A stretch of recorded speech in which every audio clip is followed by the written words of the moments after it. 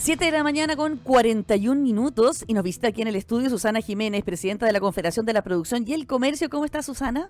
Gracias por acompañarnos. Muy buenos días, Mónica, ¿qué Muy tal? buenos días. ¿Todavía no hay vacaciones? ¿O sí? ¿O ya tuviste? No, una semanita vamos a tomar ahora en febrero. Ya, oye, hay harta pega, increíble, pero ha sido intenso este verano, No está tan tranquilo como uno cree. como uno creyera. Sí. Le preguntaba el otro día a la ministra Toá, le dije, ¿va a tomar vacaciones? Y me dijo, no, porque ¿para qué me voy a hacer ilusiones? Cada vez que planifico, me decía, hay una emergencia y tengo que suspenderla. Así que este año no voy a planificar nada y si puedo amarrar con un fin de semana, me decía ella. Qué duro. Qué duro, ¿no? Bueno, partamos con la actualidad. Hay muchísimo. Hay toda. Ayer comenzó una especie de disputa a través de redes sociales entre el presidente Boric, que la verdad que estuvo bastante hablador en Uruguay, y la candidata presidencial, al menos de RN y de la UDI, Evelyn Matei, respecto al crecimiento.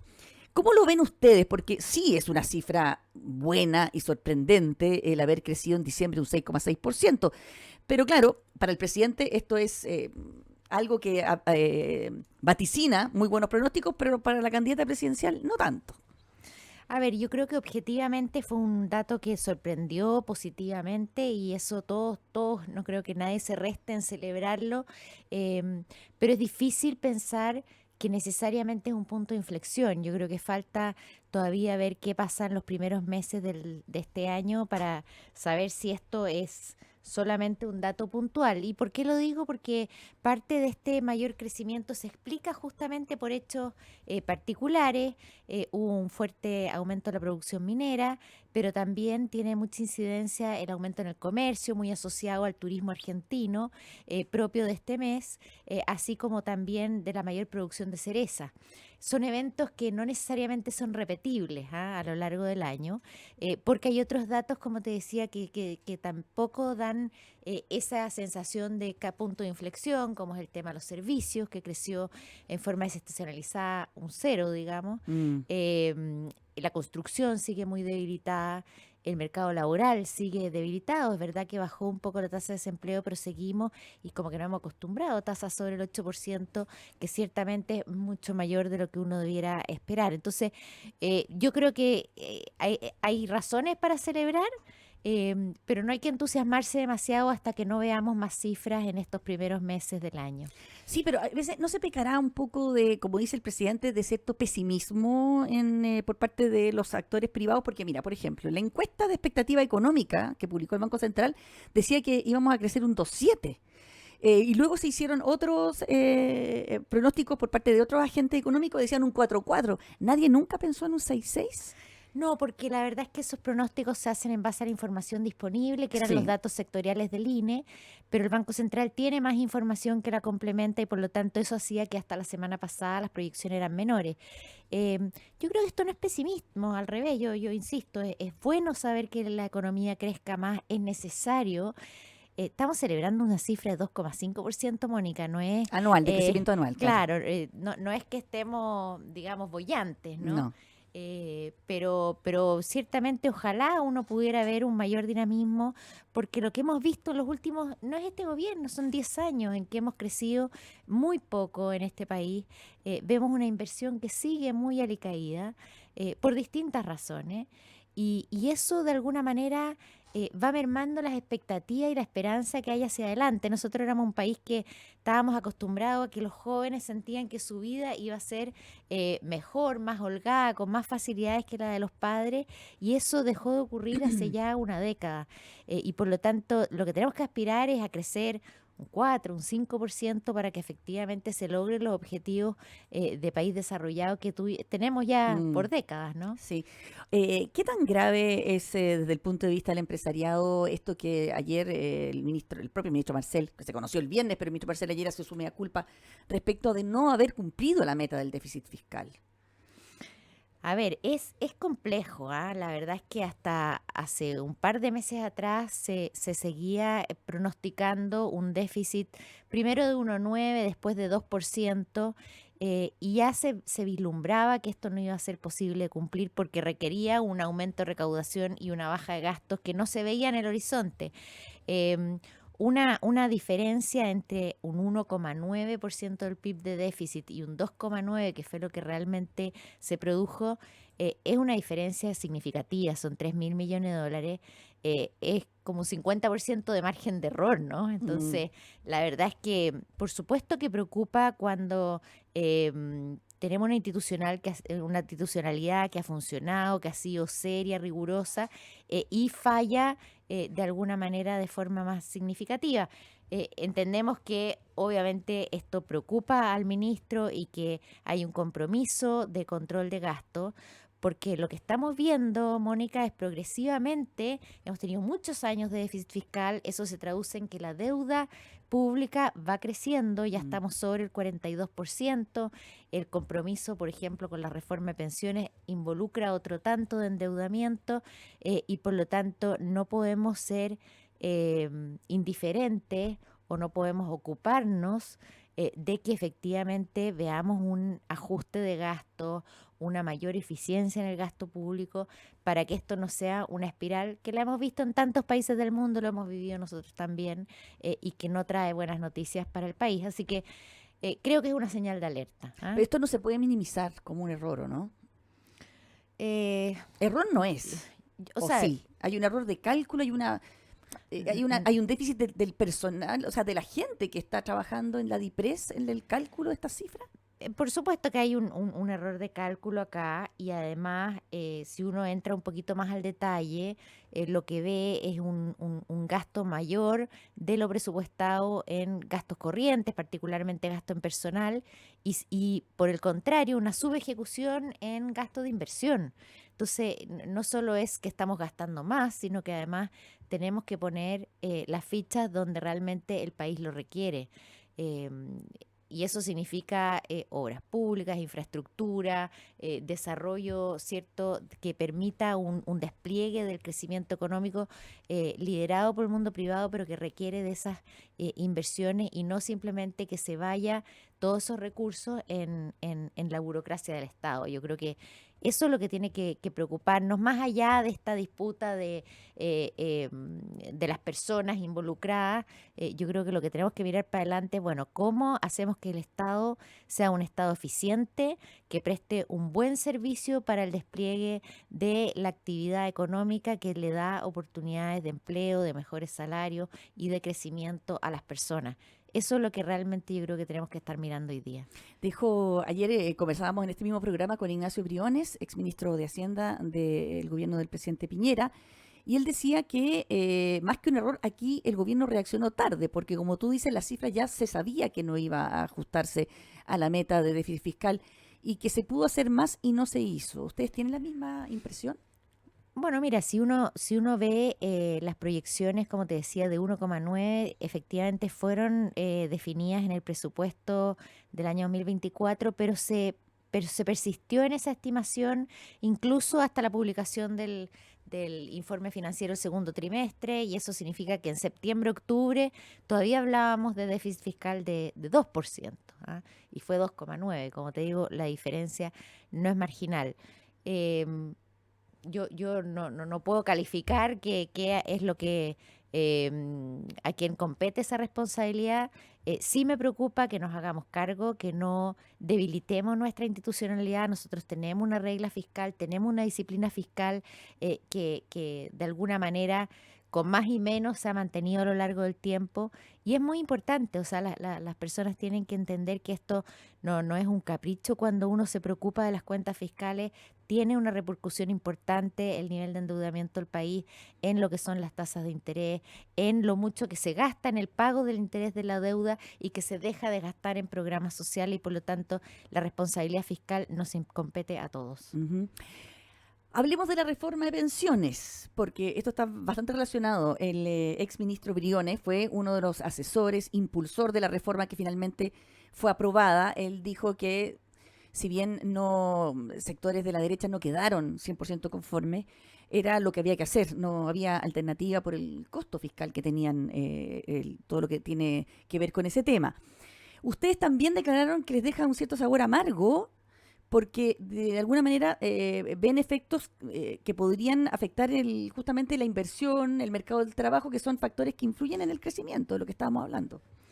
A ver, partamos por lo positivo. Yo creo que haber logrado un acuerdo en un tema que durante tantos años se ha venido diagnosticando, que es que el ahorro tiene que ser mayor porque sin ahorro no hay mejores Ujú. pensiones, no hay varitas mágicas acá. Se necesitaba, 20 años llevamos con distintos comités técnicos avisando, anunciando que había que subir la tasa de cotización para aumentar los ahorros previsionales en las cuentas individuales.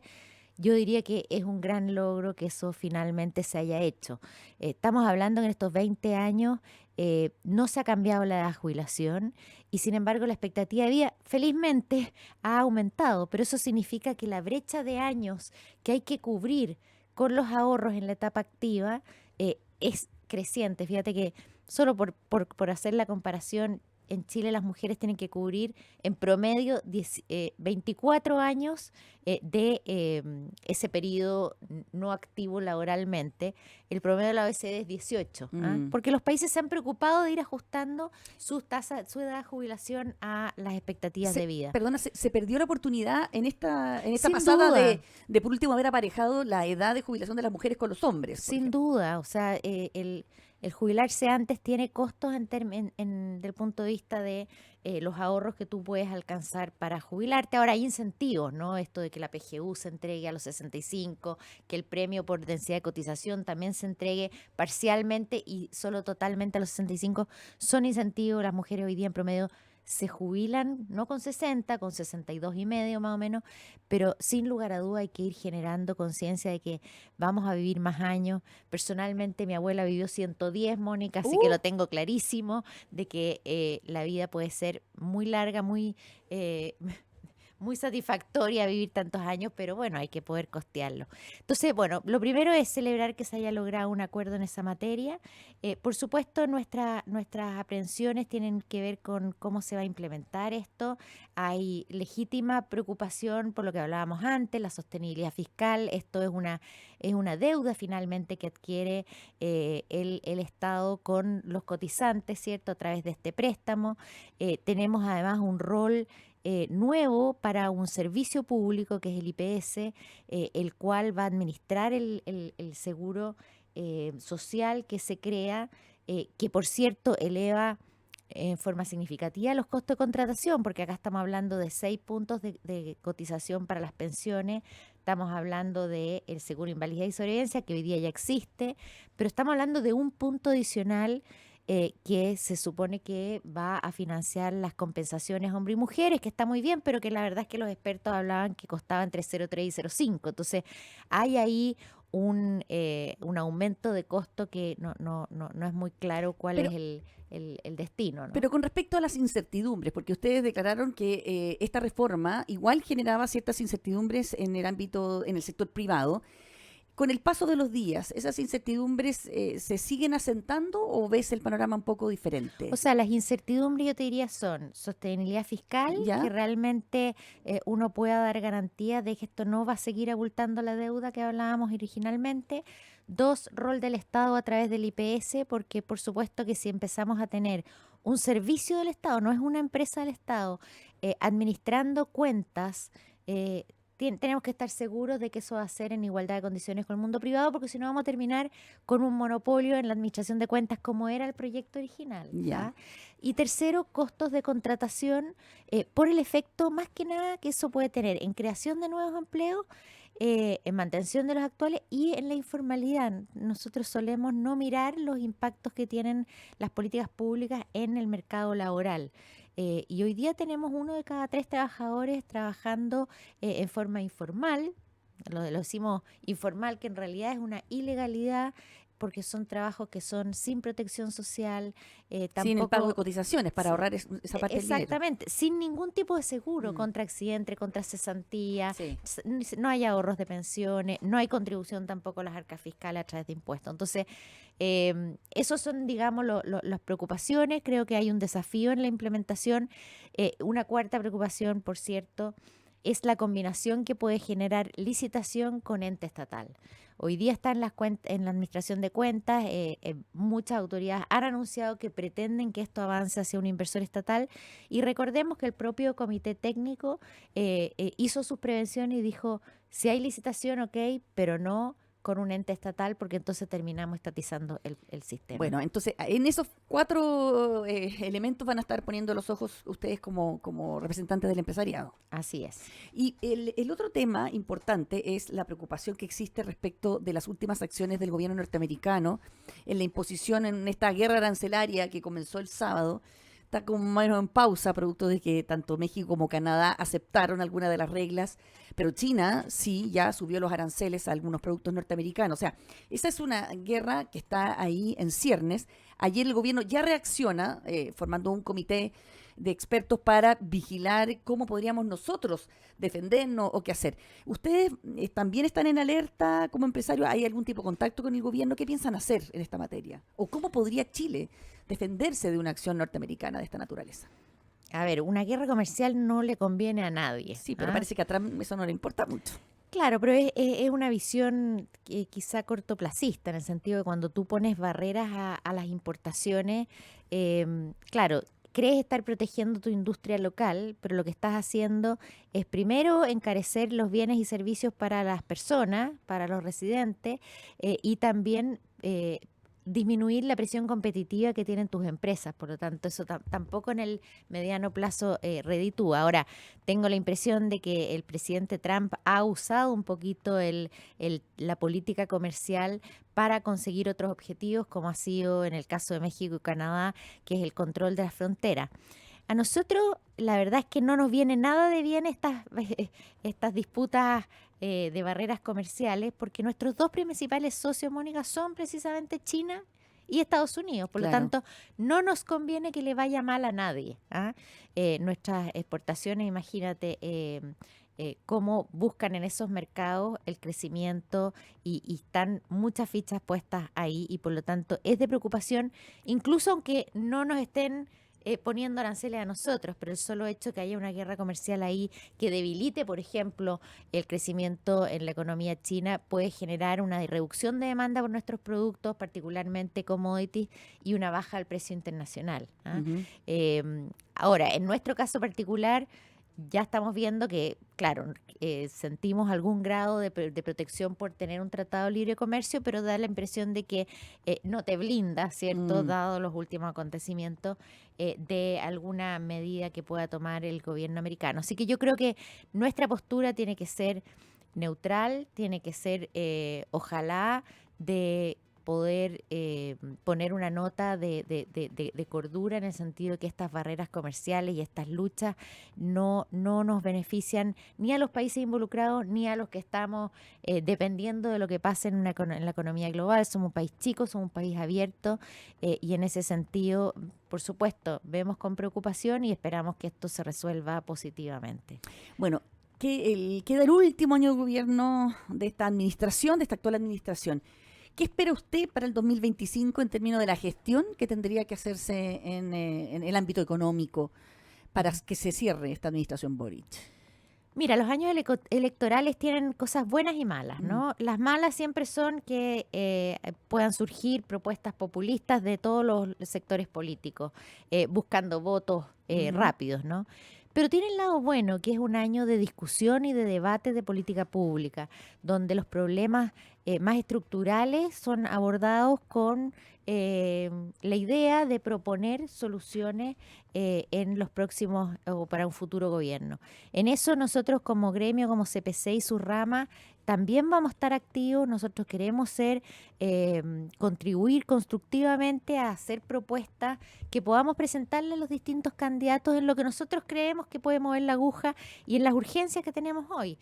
Particularmente, bueno, hay urgencias que son más difíciles de abordar desde el mundo privado, por supuesto, hablando de seguridad, hablando de temas de educación, de salud, en que contribuimos en forma bastante directa, pero menos en política pública, pero sí en el debate económico.